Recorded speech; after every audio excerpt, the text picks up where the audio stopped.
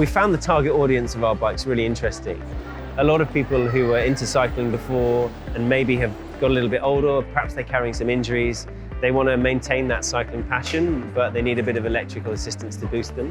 But the majority of our sales come to people who perhaps haven't even bought or owned a bike in their adult life. People who haven't ever been, for whatever reason, interested in cycling. And that extra bit of electric power and that comfort, that safety net has really opened up cycling to them. And it's an amazing thing to see for us because a lot of these people really get in touch with us and say that it's changed their life for the better. And they're exploring their local surroundings like never before. They're getting fitter than ever. And often, in terms of companionship, people can go out and ride with their partners and their loved ones more than they used to because that differential in their own ability is minimized by the fact that one of them has electric power. So we stand for fun travel solutions that don't cost the earth. And the last bit is probably the most important bit. It's about people getting out there and riding, perhaps instead of taking the car or other forms of transport.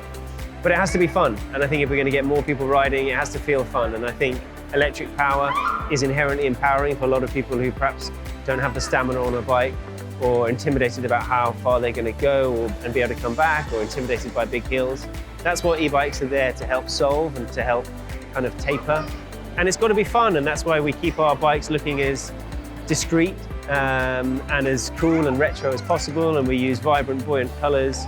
And it's about making people, appreciate that cycling is a practical thing as much as it is a pleasure thing.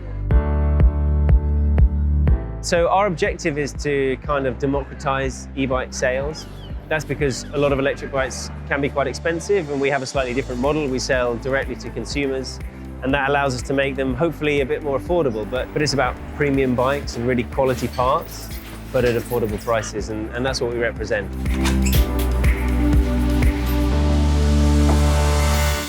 So in 2020, there were more electric bike sales than there were electric car sales, which is a staggering stat. But interestingly, we're still quite far behind Europe culturally. In Europe, electric bikes have been prevalent for a lot longer. But here in the UK, it's really catching up.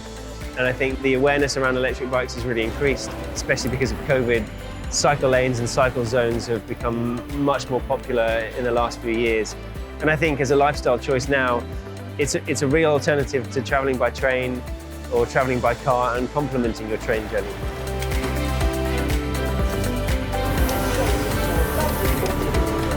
Green Live is a great event to help inspire sustainable thinking, and we've learned that it's an education thing really. Everyone knows about bikes. Not that many people know much about e-bikes or have even tried e-bikes.